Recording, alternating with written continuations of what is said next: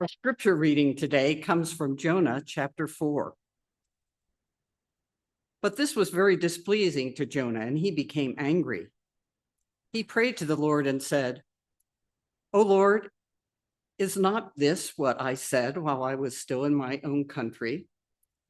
This is why I fled to Tarshish at the beginning, for I knew you are a gracious and merciful God, slow to anger, abounding in steadfast love, and relenting from punishment. And now, O Lord, please take my life from me, for it is better for me to die than to live." And the Lord said, "Is it right for you to be angry?" Then Jonah went out of the city and sat down east of the city and made a booth for himself there. He sat under it in the shade, waiting to see what would become of the city. The Lord appointed a bush and made it come up over Jonah to give shade over his head and to save him from his discomfort. So Jonah was very happy about the bush. But when dawn came up the next day, God appointed a worm that attacked the bush so that it withered. When the sun rose, God prepared a sultry east wind, and the sun beat down on the head of Jonah so that he was faint and asked that he might die. He said, "It is better for me to die than to live." But God said to Jonah, "Is it right for you to be angry about the bush?" And he said, "Yes, angry enough to die." Then the Lord said, "You are concerned about the bush for which you did not labor and which you did not grow. It came into being in a night and perished in a night. And should I not be concerned about Nineveh, that great city, in which there are more than 120,000 persons who do not know their right from their left, and also many animals?" This is the word of the Lord.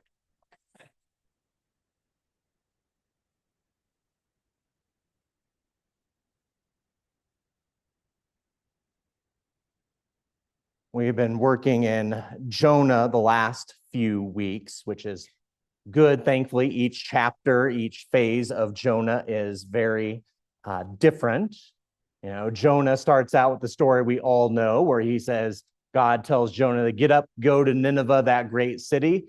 Jonah, whose name means dove in Hebrew, says, obviously, you got the wrong person. I'm not going to the most violent city. So he runs away, he gets swallowed by a whale. He's in timeout in the belly of a beast and is trying to figure out how good things are going. He is grateful that God has spared him, and so God lets him out. He goes into the city of Nineveh. He preaches a one-sentence sermon, which some people really like. And the whole town turns around. They go from their deadly ways, from their evil ways, and they turn around so wholeheartedly that God says, I will spare these people. So the question we deal with today when we find Jonah is, how do we handle unexpected success? Because let's face it, Jonah is actually the most successful prophet ever. After delivering his cryptically short prophecy to the city of Nineveh, the people listened to the message from the everyday Jane and Joe to the king, and they have turned from their violent ways. Jonah stands out as the most successful prophet, so much so that, like I said before, God decides that the people of Nineveh will get a second chance, just as his prophet Jonah got a second chance. And this creates kind of a dilemma, or at least a dilemma for Jonah, because he has unwanted success. Jonah was blindsided by the impact of his message. So he kind of goes through the rest of the city on the other side of the city, and things are not going well for him. The difficulty is now that God has changed the fate of the city of Nineveh. This has actually made Jonah a false prophet by his own reckoning. Jonah, kind of acquainted with the power of God, having been a good student in Hebrew school or Sunday school or Sabbath school, learned that when God says God's going to destroy a city, it happens. And so he was certain that God was going to destroy Nineveh. But now that city has been spared. And Jonah is in the position that his prophecy that the city would be overturned, overthrown, or turn around in 40 days is no longer true, or at least by his interpretation did not become true. Like we said, Jonah was kind of a good fellow knowing about this, and he knows false prophets are not to be suffered. False prophets are kind of the lowest of the low, the worst of the worst. And since this warning was taken in kind of its full place, and the people of Nineveh have changed and God has changed his mind, the message that Jonah thought he was preaching is not going to come true. And the only bar for whether a prophet is a true prophet is with what they say happens, then they are true prophets. And false prophets are not to be suffered. In fact, kind of the rule, if you prophesy in the name of God and it does not come true and you are deemed a false prophet, you are to be put to death. So Jonah goes to the edge of town and we see kind of this weird interaction. We see this between Jonah and God, and it will be familiar with anybody who have been around kids. Perhaps we have been teenagers, perhaps we've had teenagers, and we kind of hear maybe our own words. Maybe we have heard these words come at us that Jonah says. We can almost imagine Jonah rolling his eyes, his voice dripping with sarcasm as he says, "Well, God, I know you are gracious and merciful. That is why I ran away from you." He is mocking God, and he does kind of one thing that is just a little bit worse. Jonah is also showing his ingratitude, which is kind of the worst sin or put down, especially if you're around Presbyterians like us. If you want to make us frozen chosen, become fiery and volatile, just call us ungrateful. Gratefulness is kind of what our theology is based on. We live in a world that we did not create. We did not create the views of the mountains that we wake up in the morning with. We are provided beyond our own reckoning. We have a world that provides for each and every person. There are many gifts, and the greatest gifts, and possibly maybe the only gift that we can really give back in response to God, is to be grateful, is to give thanks to God for all that God has created. Jonah, at the edge of town, in his ungratefulness, has kind of gone to this area. He has put up this booth, and he is sitting there, and he is daring God to fulfill and destroy this great city. He's kind of setting up a booth or kind of a stand. Think of it as he's kind of just sitting there, and he's waiting for God to change God's mind, waiting for God or his own death, whichever one comes first. And we have this weird battle of wills in the 4th chapter of Jonah. And it's kind of an interesting thing, especially in pop culture too. Maybe not our pop culture, but at least in the 1930s pop culture, there was an author called Zora Neale Hurston, and her first book was called Jonah's Gourd Vine. It was a novel. It was written loosely autobiography on her father, who was an African-American preacher in Alabama and then in Florida. And it's a story about a man who cannot outrun his own personal defects. It's a story about someone who has to be larger than life. It's a story about somebody who, since he is so outgoing, develops a following and sometimes finds himself ignoring his own family. It was a story inspired by Jonah, because in the book of Jonah, we see the prophet Jonah get in his own way. We have this kind of thing where his personality defects follow him no matter where he goes. And we see this especially in Jonah, in kind of the unconventionality of this. We see this pattern and type appear in the Gospels and beyond. We see where some people, where their faults follow them no matter where they go. But in Jonah, we see something different. Not only have the people turned around, but we also see God kind of flipping the script a little bit. In fact, it's in the prophet Jonah where we actually see, oddly enough, where God takes on the role of prophet. One of the jobs of a prophet is to go out and deliver the message of God. And one of the typical patterns in which we do this is basically God sends these prophets out to do show and tell. If we kind of remember elementary school, you'd bring something in, you'd show, and you'd tell a story about it. And it's a prophetic pattern that is involved. And I point out that some of the prophets will go a little bit overboard on this. Jeremiah, who was kind of from a nice priestly family, he's kind of from the upper crust of society. He would kind of come into the temple, and one time he would roll in with a big yoke on his back, kind of the yoke that you put on kind of your ox. Think of it as kind of today as like imagine somebody walking in with a trailer or chains from their truck and moving stuff. And he'd walk in and he'd say, hey, people, hey, king, hey, priest, hey, all good people, you are not doing what God is saying, so you will be taken into slavery and you will be forced to work. You will work like animals. Now, Isaiah, which is usually the prophet we bring up during Christmas and Advent, one of the odd stories that he did that we never really mentioned that much because Advent and Christmas hit a little bit different. If you realize that Isaiah was saying that we are all innocent and kind of naked as babes. And so the prophet Isaiah went around Jerusalem for about a year and a half, just as naked as could be in his birthday suit. And he was trying to get people's attention. These prophets are usually the ones that go over the top. But it is in this story that God kind of goes to his wayward prophet and he gives these object lessons. In today's story, God brings about on Jonah's booth and he says, I'm going to give you some shade. So he creates this bush and it kind of goes over and it is nice. And Jonah is liking being in the shade.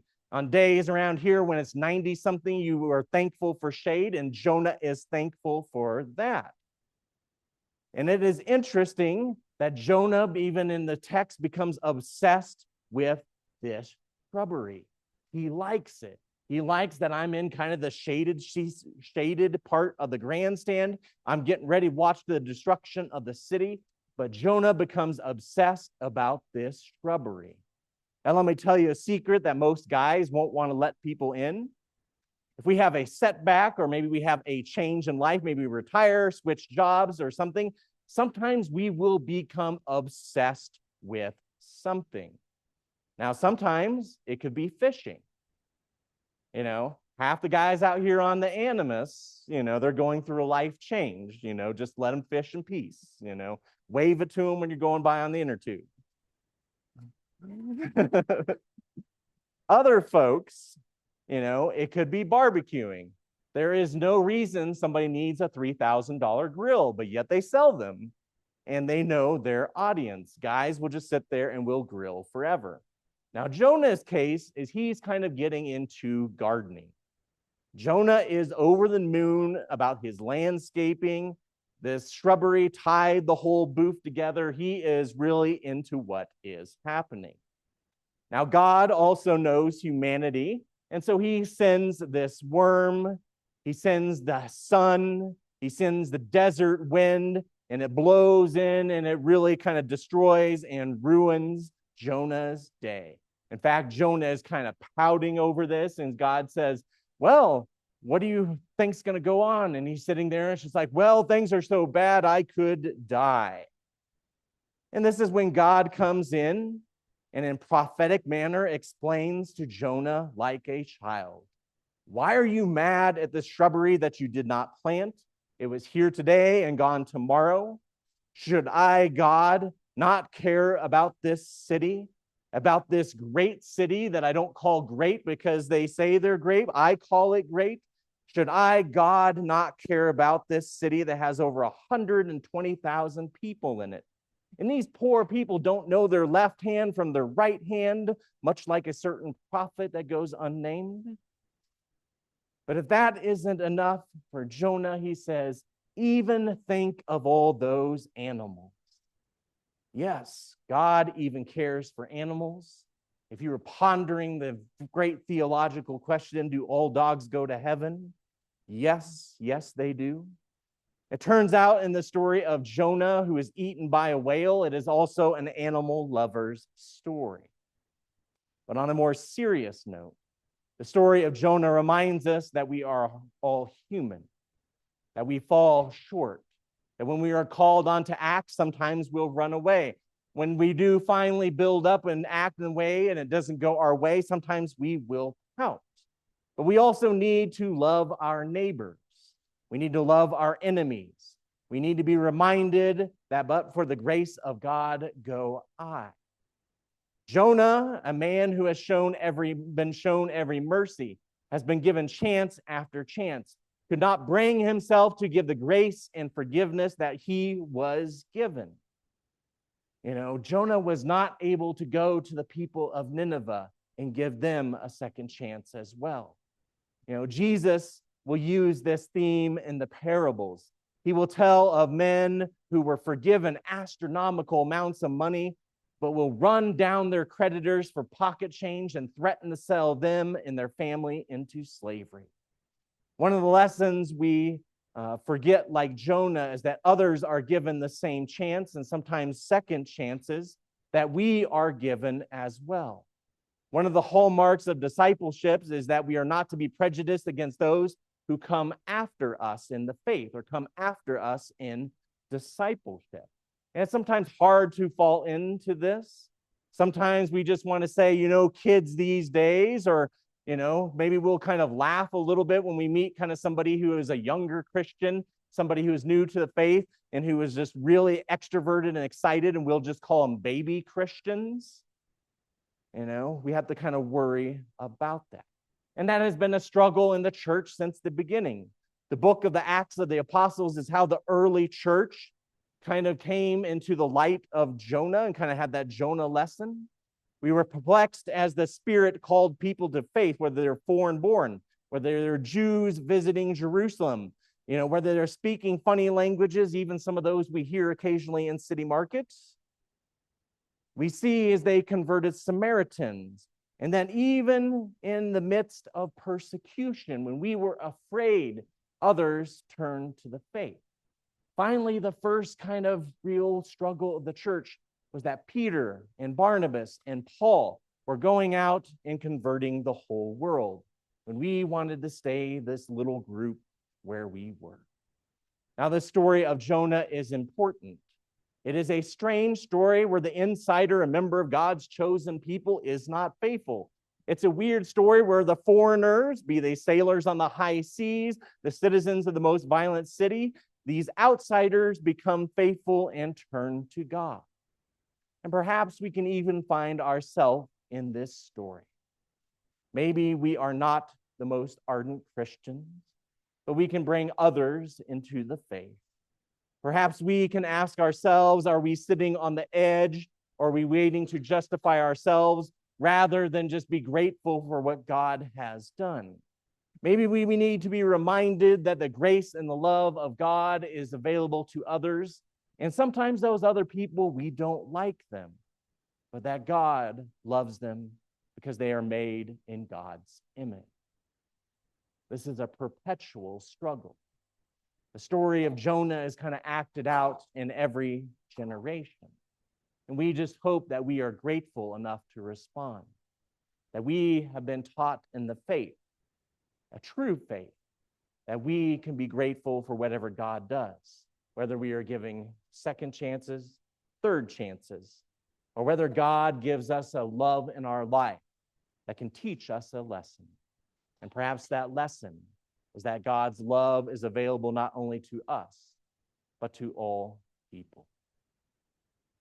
As we get ready today, we are asked to participate in a sacrament that shows God's love for us, a sacrament that Christ started himself, with those he loved, saying that outside of this little group, more will come because God's love is all encompassing. And to prepare ourselves for this